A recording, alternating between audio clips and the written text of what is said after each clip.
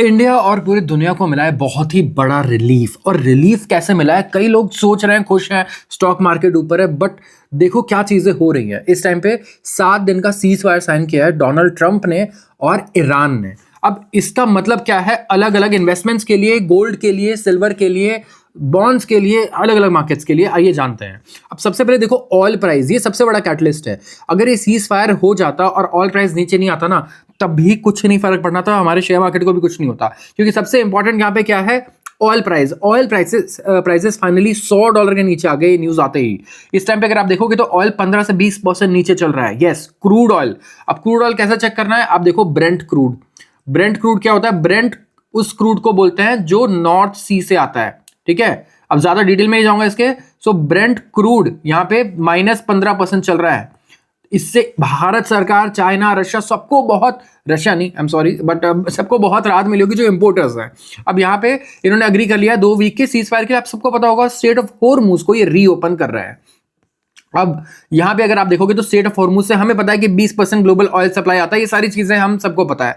अब ट्रंप ने क्या लिखा है कि डबल साइडेड सीज फायर है, और हमने वार्न किया था कि सिविलाइजेशन खत्म कर देंगे अगर हमारी डिमांड्स नहीं मिली। तो अब क्या होगा? अब इसीलिए हमारी बात मान गए डर के मारे। ठीक, ब्रेंट 13.5% नीचे, ये आ गया 94.43। WTI क्या लिखा है? अब 2 टाइप के ब्रेंट है यहाँ पे। एक होता है, सॉरी, क्रूड होता है। एक तो ब्रेंट क्रूड हो गया, दूसरा हो गया WTI क्रूड। ये होता है यूएस का क्रूड जो वेस्ट टेक्सास इंटरमीडिएट से आता है। तो वेस्ट टेक्सास इंटरमीडिएट, टेक्सास कहाँ है? यूएस में, तो यूएस का क्रूड हो गया। तो ये दोनों अलग रेट पे चलते हैं। ये चल रहा है 96.82 पे। अब ईरान ने कहा है कि अब ये स्टॉप कर देगा अपने अटैक्स अगर एक्शंस अगेंस्ट जो ईरान लिए गए हैं वो सीज हो जाते हैं तो। और इनको 10 पॉइंट का प्रपोजल भी मिला है ईरान से। तो एक वर्केबल बेसिस पे यहाँ पे डिस्कशन होगा। एंड हमें लगता है कि आगे इसी तरीके से प्रोलॉन्ग होता रहेगा, 1 हफ्ते से 15 दिन, 1 महीना करके ये चीज शांत हो जाएगी। एक्सपर्ट्स क्या बोल रहे हैं यहाँ पे कि ऑयल प्राइसेस अब $85 to $90 के रेंज में आएंगे। तो आप रेडी रहिए कि 85 to 90 के रेंज में ये आ सकते हैं। कॉन्फ्लिक्ट अभी भी लोगों को लगता है छोटे मोटे कॉन्फ्लिक्ट होते रहेंगे, डिसरप्शंस तो अभी भी रहेगा। ठीक है, अब बात करते हैं गोल्ड की। गोल्ड ने क्या किया? गोल्ड आ गया 3 हफ्ते के हाई पे। गोल्ड इन्वेस्टमेंट्स के बाद लोग बहुत डरे हुए थे क्योंकि गोल्ड चल रहा था मेरे ख्याल से 1,80,000, 1,70,000, वहां पे बहुत लोगों ने पैसा लगाया। अब गिर करके आ गया वो 1,40,000 पे, 1,30,000 भी चला गया था। तो अब ये वापस से ऊपर जा रहा है क्योंकि मार्केट रीअसेस कर रहे हैं नियर टर्म रिस्क को। जब डोनाल्ड ट्रंप ने अग्री कर लिया कि अब हम बॉम्ब नहीं करेंगे, ईरान को अटैक्स नहीं करेंगे, तो स्पॉट गोल्ड भी 2.5% ऊपर है। ये आ गया 4,812.49 पर आउंस। ठीक है, और ऑलमोस्ट 3% तक चला गया था। अब इनका कहना है कि 2 वीक का पॉज इन्होंने लिया है, तो कहीं ना कहीं ये एक नी जर्क रिलीफ रैली है। एंड अभी देखना होगा, वेट एंड वॉच पे है कि ईरान आगे क्या करता है, कंप्लाई करता है या नहीं करता है। अगर नहीं किया तो भाई ये फिर से नीचे जाना है, नहीं तो वेट करना है। $5,000 अगर ये क्रॉस करता है तो वापस से ये अपने उसी ट्रेंड में आ सकता है जैसे वो चल रहा था। तो राइजिंग एनर्जी प्राइसेस जो है ये फ्यूल कर सकते हैं इन्फ्लेशन को, और सेंट्रल बैंक्स के डिसीजन को कॉम्प्लिकेट कर सकते हैं इंटरेस्ट रेट पे। आरबीआई की मीटिंग भी है, अभी ध्यान रखना आप। तो बहुत इंपॉर्टेंट चीजें हो रही है। अगर ऐसे ही आपको मैं बोलूं तो चीजें होती रहेंगी तो काफी सारे कॉन्सेप्ट समझ में आ जाएंगे इस टाइम पे इकोनॉमिक्स के। सिर्फ न्यूज़पेपर पढ़ के कुछ नहीं करना, और दैट्स इट। तो यहाँ पे यूएस इन्फ्लेशन अब 4% चल रहा है। अब फेडरल रिजर्व को भी डिसीजन लेना है वहां पे कि उन्हें क्या करना है। और इंडिया में भी इस टाइम पे इन्फ्लेशन बढ़ा है, बट स्टिल हमारी जो एक्सपेक्टेड रेंज है, जो टारगेट्स है, वो उसके अंडर ही है। सो इंडिया के पास कहीं ना कहीं थोड़ा बफर है, टाइम ज्यादा है डिसीजन लेने के लिए। ठीक है, गोल्ड ऑलमोस्ट 8% से ज्यादा गिरा हुआ है जब से कि ईरान वॉर इरप्ट हुआ है 28 फरवरी से। Now let's go back to the other article. ये एक एडिटोरियल है, और ये एडिटोरियल लिखा है अमिताभ कांत जी ने। काफी सारे लोगों को पता होगा कि कौन है। एंड इन्होंने कहा है rewiring power for a new era. अब इनका ये कहना है कि जो लेटेस्ट क्राइसिस आई है ना वेस्ट एशिया में, ये रिमाइंड करती है दुनिया को कि एनर्जी सिक्योरिटी अभी भी हॉस्टेज है टू जियोग्राफी। मतलब कि जियोग्राफी डिटरमाइन करता है एनर्जी सिक्योरिटी, और इसे कभी भी हॉस्टेज लिया जा सकता है। Shipping through straight of Hormuz ये डिसरप्ट हुआ यूएस, इजराइल और ईरान वॉर की वजह से। तो यहाँ पे कहीं ना कहीं बड़े जितने पावर्स हैं वो एक्नॉलेज कर रहे हैं कि ग्लोबल एनर्जी फ्लो बहुत ज्यादा अभी वल्नरेबल है। ठीक है, 1/5 ग्लोबल ऑयल और एलएनजी मूव करता है इस नैरो पैसेज से। तो इंडिया 90% एक्सपोर्ट इंपोर्ट करता है अपनी ऑयल नीड्स और 50% हमारी गैस रिक्वायरमेंट्स भी। तो मोर ओवर 60% जो एलपीजी है कंजम्पशन है वो हम लोग इंपोर्ट से करते हैं और 90% ऑफ दीज इंपोर्ट्स जो है वो स्टेट ऑफ होर्मुज से आते हैं।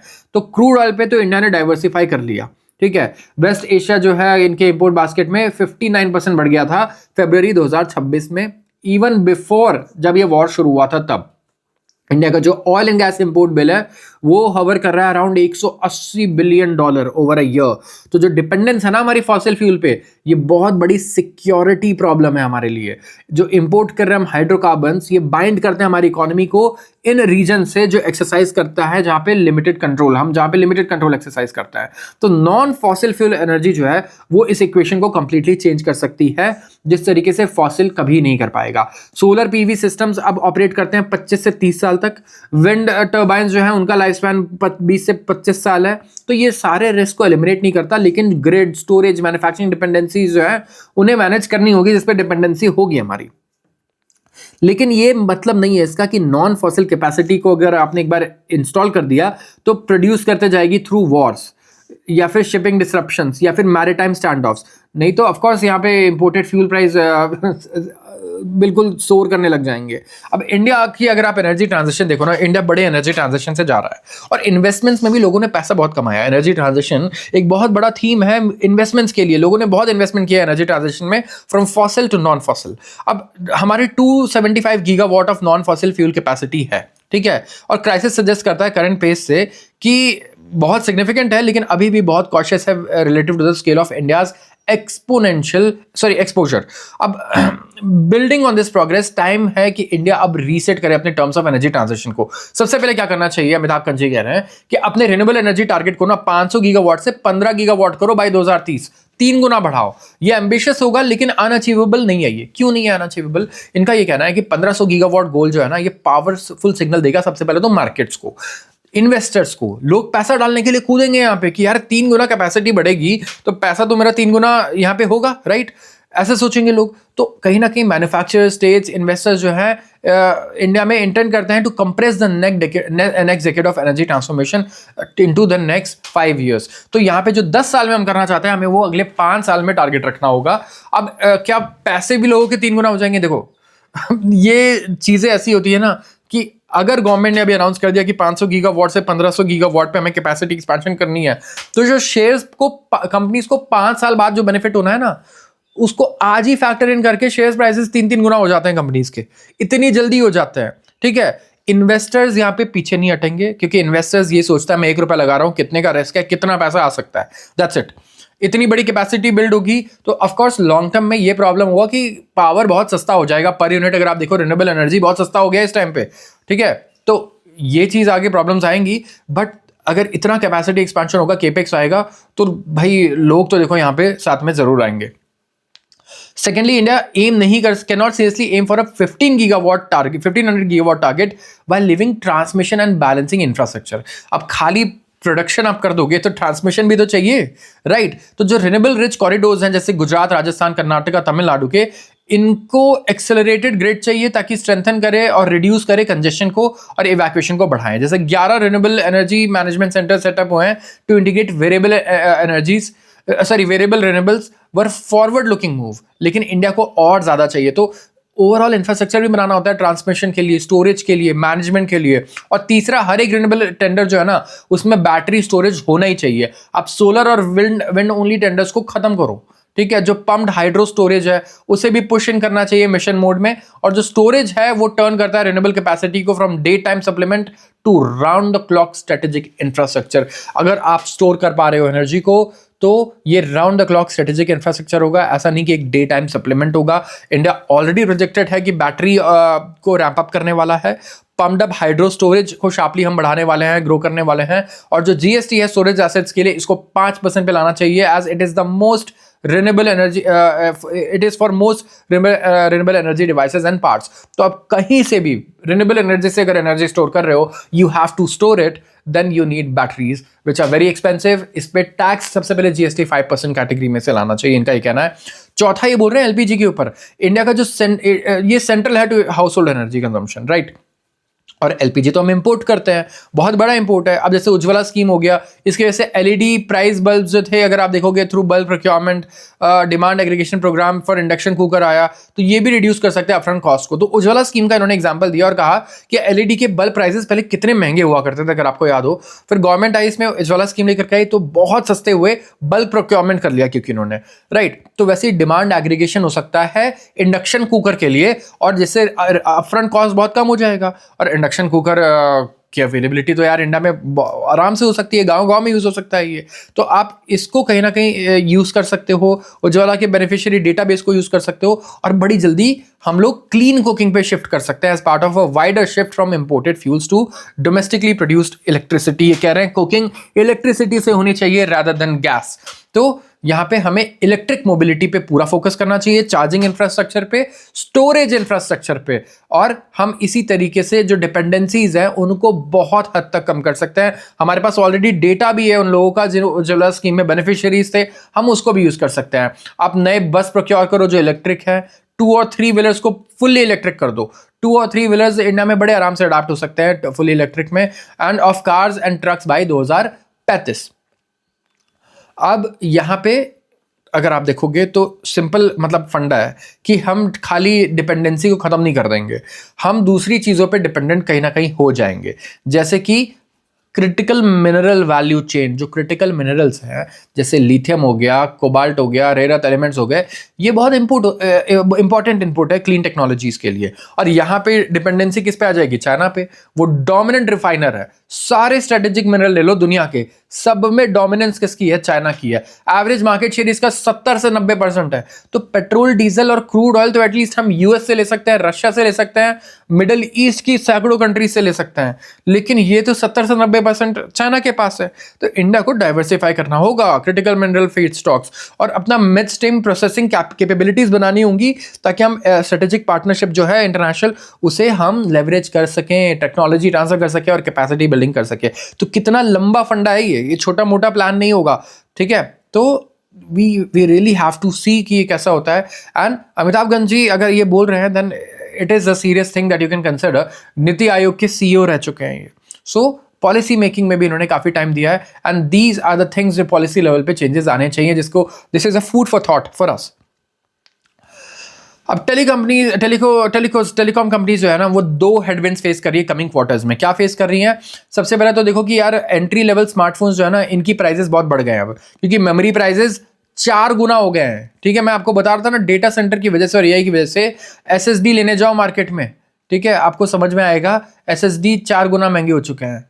ठीक है, रैम तो पूछो मत, रैम 5 गुना महंगा हो चुका है। ठीक है, इसके अलावा जीपीयूज आपको पता ही होगा कितने महंगे हो चुके हैं, 3 गुना 4 गुना महंगे हो चुके हैं। तो ये सारी चीजें इतनी महंगी हो गई हैं, तो इलेक्ट्रॉनिक आइटम्स महंगे होंगे। तो इससे 2G से 4G और 5G में लोग धीरे आएंगे। अब जो पहले तुरंत 2G से शिफ्ट कर जा रहे थे, फोन सस्ते थे, अब वो कहीं ना कहीं हमें नहीं दिखने वाला। ऑन दी अदर हैंड, जो curtailed leisure and corporate travel है वेस्ट एशियन कॉन्फ्लिक्ट की वजह से, इससे भी टेलीकॉम कंपनीज का रेवेन्यू जो इंटरनेशनल रोमिंग से आता था ना, वो कम हो जाएगा, क्योंकि रोमिंग ही कम हुई, लोग घूमने कम गए, तो इंटरनेशनल रोमिंग से आपका जो इनकम आना था वो कहीं ना कहीं अब कम होगा।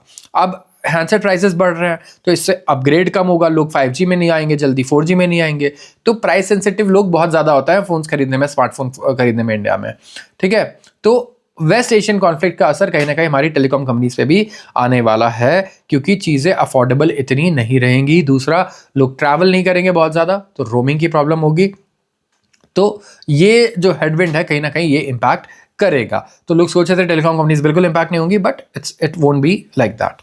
तो इसके अलावा क्या कोई चीज़ है? नहीं। इसके अलावा इन्होंने सिंपल इसमें कवरेज ये है कि डिपार्टमेंट ऑफ टेलीकॉम ने कहा है कि वोडाफोन आइडिया का जो एडजस्टेड ग्रॉस रेवेन्यू का रीअसेसमेंट होना है वो जून तक हो जाएगा। एंड यहाँ पे वी आर एक्सपेक्टिंग कि कहीं ना कहीं ये बहुत बड़ा रिडक्शन आ सकता है, 88,000 करोड़ से बहुत बड़ा रिडक्शन हम इन्हें दे सकते हैं। तो you have to keep watching this. Coal demand की बात करता हूं मैं। देखो, अभी हमने रिन्यूएबल एनर्जी पे इतना बड़ा एडिटोरियल कवर किया है। अब कोल डिमांड अगर आप देखोगे पावर प्लांट्स में तो 11.5% ऊपर है। Yes, coal requirement domestic coal based power plants के लिए 11.5% ऊपर हो गया है, 233 मिलियन टन हो गया है। ठीक है, और यहाँ पे इश्यू क्या है कि हायर इलेक्ट्रिसिटी जनरेशन के लिए कोल का यूज होगा। इंडिया में 72% इलेक्ट्रिसिटी कोल से यूज होती है, प्रोड्यूस होती है। मतलब इलेक्ट्रिसिटी 72% अगर हम कोल से प्रोड्यूस कर रहे हैं और फिर उससे ईवी चार्ज कर रहे हैं, तो कहीं ना कहीं ये भी सही नहीं है, right? So we have to fix this as well. And यहाँ पे अगर आप देखोगे पूरे फिस्कल ईयर में, तो कोल डिमांड एस्टिमेटेड है 906 मिलियन टन। पिछले साल अगर कंपेयर विद एक्चुअल रिक्वायरमेंट जो थी, कितनी थी? वो थी 826 मिलियन टन FY26 में। सो बहुत मतलब अच्छा खासा गैप है यहाँ पे। इलेक्ट्रिसिटी जनरेशन जो है डोमेस्टिक कोल बेस्ड प्लांट से एक्सपेक्टेड है 13.5% बढ़ेगी। सो ये 72% है ना, ये और बढ़ भी रहा है। आप ये देखो तो मार्केट में कितना अलग नैरेटिव चलता है और हो कितनी अलग चीजें रही हैं।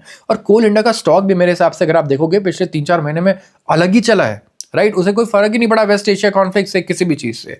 कोल स्टॉक अगर आप देखोगे domestic coal based power plant में, ये भी 54 मिलियन टन है इस टाइम पे। एंड जो राइज इन कोल डिमांड आया है, इससे हायर इलेक्ट्रिसिटी कंजम्पशन की एक्सपेक्टेशंस है इस साल ज़्यादा इलेक्ट्रिसिटी कंज्यूम होगा। हो सकता है इस बार गर्मी भी ज़्यादा रहे, आप ये मान के चलो। तो कहीं ना कहीं प्रिपरेशन इसके लिए हो रही है। पीक पे पावर डिमांड जो एक्सपेक्टेड है कि 271 गीगावाट होगा मई जून में, higher than 243 gigawatt last year. तो अबव नॉर्मल टेम्परेचर रहने वाला है इस बार। तो AC और कूलर और फ्रिज, इनकी डिमांड एक्सपेक्टेड है बहुत बढ़िया रहेगी और इससे बहुत बड़ा लोड आने वाला है इंडिया के पावर सेक्टर पे भी। तो ये तो खुश होंगे यार, पावर सेक्टर पे लोड आएगा तो they will make more money. Dragon hikes gasoline and diesel prices again. China में आप देखो क्या हुआ। चाइना ने भी ट्यूसडे पे अपने पेट्रोल डीजल के प्राइसेस बढ़ा दिए हैं और ये सेकेंड टाइम बढ़ाया है, ठीक है, 15 दिन में, क्योंकि इंटरनेशनल ऑयल प्राइसेस लगातार बढ़ रहे हैं। तो बीजिंग भी ऐसा नहीं है कि इम्यून है, बीजिंग को भी बहुत प्रॉब्लम हो रही है। एंड यहाँ पे ईरान बहुत बड़ा एक, मैं कहूँगा, पार्टनर था बीजिंग का। रशिया बहुत बड़ा पार्टनर था इंपोर्ट का। तो कोई भी इससे इम्यून नहीं है।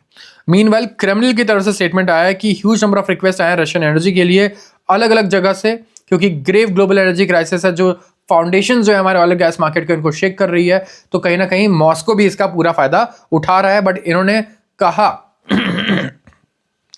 कि यूक्रेनियन अटैक्स की वजह से इनका ऑयल इंफ्रास्ट्रक्चर डैमेज हुआ है और इन्होंने सजेस्ट किया है कि स्विच करेंगे supplies more swiftly away from European customers. अगर उन्हें यूरोपियन एनर्जी, रशियन एनर्जी नहीं चाहिए तो यूरोपियन से ये कहीं और एक्सपोर्ट करेंगे अपनी एनर्जी को, इनको ज़रूरत नहीं है यूरोप की। तो बहुत सारे क्योंकि रिक्वेस्ट है। अचानक से रशिया फिर से लाइमलाइट में आ गया डोनाल्ड ट्रंप की वजह से, आप कह सकते हो।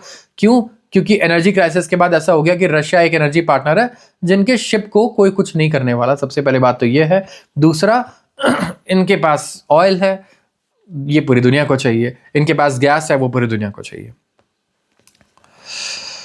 Now will go to the next article. और आप ये देखो इंडिया का जो ऑफिस मार्केट है, ये रिकॉर्ड क्वार्टर इसने पोस्ट किया है वहाँ पे। यस, इंडिया में ऑफिस लीजिंग रिकॉर्ड हाई चल रही है और ये एक इंडिकेटर है। जैसे मार्केट में हम लोग टेक्निकल इंडिकेटर्स यूज करते हैं, रियल लाइफ इंडिकेटर्स ना सबसे बेस्ट होते हैं। अगर ऑफिस स्पेस लगातार बहुत हाई रेट से इंक्रीज हो रहा है, मार्केट में लीज हो रहा है, इसका मतलब यह है कि इंडस्ट्रीज ग्रो कर रही हैं, कंपनीज ग्रो कर रही हैं, ठीक है। अगर इंडियन इंडस्ट्री ग्रो नहीं करेगी तो ऑफिस स्पेसेस इतने अच्छे से ग्रो नहीं करेंगे और रिकॉर्ड, मैं कहूँगा तो रिकॉर्ड तो नहीं बनाने वाले। अब इंडिया का जो ऑफिस प्रॉपर्टी मार्केट है ना, इसने स्ट्रॉन्गेस्ट क्वार्टर परफॉर्मेंस पोस्ट किया ऑन रिकॉर्ड 3 मंथ्स में थ्रू मार्च। यहाँ पे लीजिंग एक्टिविटी नए पीक पे चली गई है, ठीक है। तो जो लीज है नए पीक पे है, नया हाई बना दिया है। ऑल्दो जियोपॉलिटिकल टेंशन चल रहा है but they don't care, right, they are positive. Global uncertainty है और यहाँ पे स्ट्रेटेजिक इंपॉर्टेंस अगर आप देखोगे तो बहुत तेजी से बढ़ रहा है इंडिया का in global business and operations hub. तो office leasing 29.9 million square feet यहाँ पे टोटल हो चुका है in top 8 cities during the first quarter of the calendar year का फर्स्ट क्वार्टर। यहाँ पे जनवरी से अप्रैल की बात करना है और ये 6% इंक्रीज है प्रीवियस हाई से, ठीक है, जो हमने मार्च क्वार्टर में रिकॉर्ड किया था 2025 के। एक्टिविटी स्क्यूड है ग्रेड ए एसेट्स की तरफ, जो 93% है टोटल ट्रांजैक्शंस के, और रिफ्लेक्ट कर रहे हैं कि जो ऑक्यूपायर्स हैं वो प्रेफरेंस करते, उनकी प्रेफरेंस क्या है, high quality workspace, luxury type workspace जहां बड़ी कंपनीज आती हैं। अब office leasing activity well distributed है अक्रॉस मार्केट्स, ठीक है। एंड इंडिया में कहीं ना कहीं आप देखो तो अभी ग्लोबल लैंडस्केप में काफ़ी ज़्यादा कॉन्फिडेंस बढ़ रहा है, तभी ये हो सकता है, तभी आप इंडिया की एक्सपेंसिव, मैं कहूँगा, प्रॉपर्टी मार्केट में एंटर करके लीज करोगे इन बिल्डिंग्स को, ऑफिस स्पेसेस को।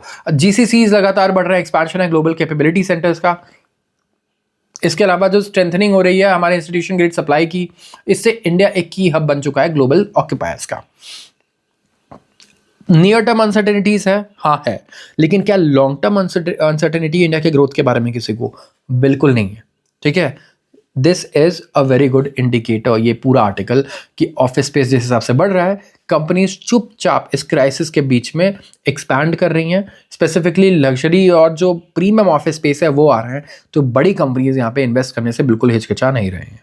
सो this is a very good indicator for us. GCCs अगर आप देखो तो इसकी वजह से एंकर डिमांड आ रहा है 14.4 मिलियन स्क्वायर फुट, या 48% जो टोटल लीजिंग है ना, वो कहाँ से, वो किसकी वजह से है? जीसीसी की वजह से है, ग्लोबल कैपेबिलिटी सेंटर्स की वजह से है।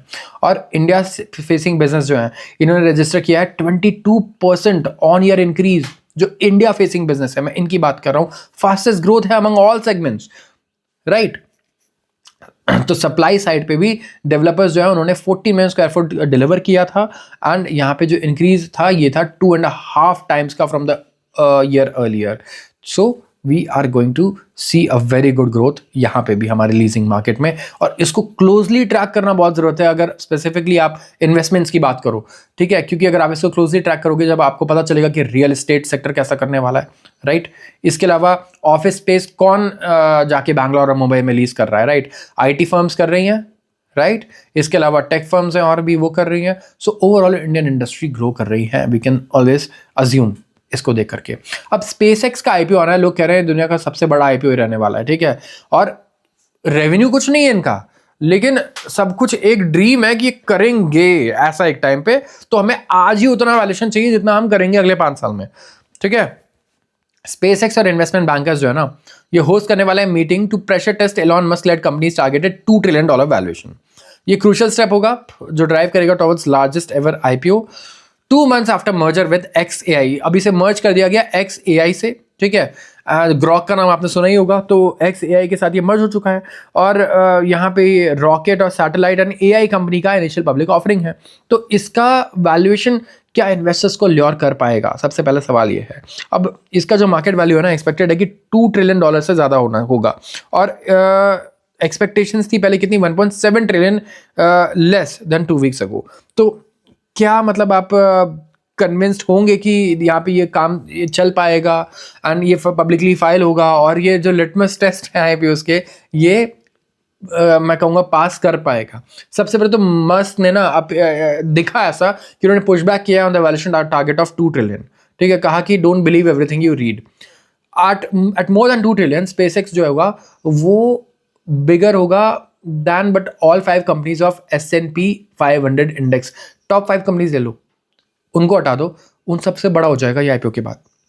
मतलब एनवीडिया, एप्पल, अल्फाबेट, माइक्रोसॉफ्ट और अमेजन को हटा करके इनके बाद सबसे बड़ी कंपनी बन जाएगी S&P 500 की। So it sounds too big कि ऐसा कर पाएंगे। जो उनकी रेवेन्यू है आप वो देख सकते हो, और जो प्रोजेक्शंस भी हैं, क्या वो पॉसिबल है उस प्रोजेक्शंस पे जा पाना? उसके लिए कितनी चीज़ें परफेक्टली सेट होनी चाहिए, लाइन होनी चाहिए, और तब भी वो चीज़ पता नहीं हो पाएगी या नहीं हो पाएगी। तो despite generating a fraction of the revenue, इसका जो मार्केट वैल्यू है वो ड्वॉर्फ कर देगा मेटा प्लेटफॉर्म्स को एंड मस्क की खुद जो टेस्ला है उसे, ठीक है। तो जो वैल्यूएशन है इंप्लाई करता है price to sales ratio of 100 times. जो आपकी टोटल सेल्स है ना, उससे 100 गुना आप मांग रहे हो। मतलब आपकी कंपनी 1 करोड़ का रेवेन्यू करती है और आप बोल रहे हो मुझे 100 करोड़ में कंपनी बेचनी है। कोई आपसे कंपनी लेगा? हाँ लेगा, अगर आपका ये कहना है कि अगले 3 साल में, 3 years में मेरी कंपनी ना यहाँ से लेट्स से 25 गुना ज़्यादा रेवेन्यू करेगी, तो फिर 3 साल में ये वैल्यूएशन अपने आप सेटल हो जाएगा, नॉर्मल हो जाएगा। But we really have to see कि यहाँ पे क्या होता है। सबसे ज़्यादा वैल्यूएशन पे कौन ट्रेड करता है यहाँ पे? पैलेंटियर डिफेंस कंपनी है, एंड ये 79 टाइम्स पे ट्रेड करती है, ठीक है। प्राइस टू सेल्स रेशियो अगर आप देखोगे तो यूएस में कुछ भी हो जाता है भाई। So we can never underestimate. Slice का नाम सुना है किसी ने? स्लाइस एक एप्लीकेशन है, ये लोन देता है, छोटे छोटे लोन्स, तो फिनटेक है ये, और इन्होंने $50 to $100 मिलियन रेज करने की बात की एट रिड्यूस्ड वैल्यूएशन। जितने भी कंपनीज है ना जो लोन देते थे, जैसे स्लाइस और दूसरी कंपनीज, ये क्या करते थे, ये यूथ को और जो वैसे लोग हैं ना जिनको पर्सनल लोन्स चाहिए 50,000, 25,000, 80,000 टाइप से, या 10,000 5,000 ही चाहिए, उनको ये लोन, इन्होंने लोन देना शुरू किया। तो लोन बहुत अच्छे इंटरेस्ट पे देते थे, ये 30-40% का रेट ऑफ इंटरेस्ट रहता है इनका, ठीक है। अब हुआ ये कि आरबीआई ने ना लेंडिंग नॉर्म्स बहुत ही ज़्यादा स्ट्रिक्ट कर दिए बीच में, और काफ़ी मतलब क्राइसिस हुआ ऐसी कंपनीज के लिए, और तब से इनका बिजनेस हुआ है काफ़ी कम। तो स्लाइस स्मॉल फाइनेंस बैंक जो है अब ये डिस्कशन में है कि रिड्यूस्ड वैल्यूएशन पे 50 से 100 मिलियन डॉलर रेस करेगी। और रिड्यूस वैल्यूएशन का रीज़न यही है कि आरबीआई की एक पॉलिसी जो है पूरे इंडस्ट्री को उसने डेविस्टेट कर दिया उस साल के लिए स्पेसिफिकली। तो इनका जो वैल्यूएशन होगा वो होगा अंडर $1 बिलियन। लोगों का ये कहना है, इनका लास्ट वैल्यूएशन था $1.3 billion, and they are in market to raise, लेकिन वैल्यूएशन लाइकली एक हिट लेने वाला है। इन्होंने डिस्कशंस लास्ट ईयर किए थे 250 से 300 मिलियन डॉलर रेज करने के लिए from financial investors and family officers, लेकिन वो प्रोसेस मटीरियलाइज नहीं हुआ। एंड जो स्लाइस के फाउंडर है, सीईओ है राजन बजाज, उन्होंने इन्फ्यूज किया around 71.7 crore 8.5 million approximately into the company. And यहाँ पे अगर आप देखोगे तो काफ़ी सारे इन्वेस्टर्स जो हैं यहाँ पे, और आप कह सकते हो चाहे वीसीज हो, चाहे अलग अलग कैपिटल फंड्स हो, जिनको इन्होंने टारगेट किया है कि वो इसमें इन्वेस्ट करें। अब इनका लेंडिंग बुक भी नियरली डबल हो चुका है इन ईयर। इनका एसेट अंडर मैनेजमेंट है 4,555 करोड़, 78% ज़्यादा ग्रोथ है यहाँ पे। एंड प्रोजेक्टेड है कि 8,091 करोड़ हो जाएगा बाय मार्च 2027।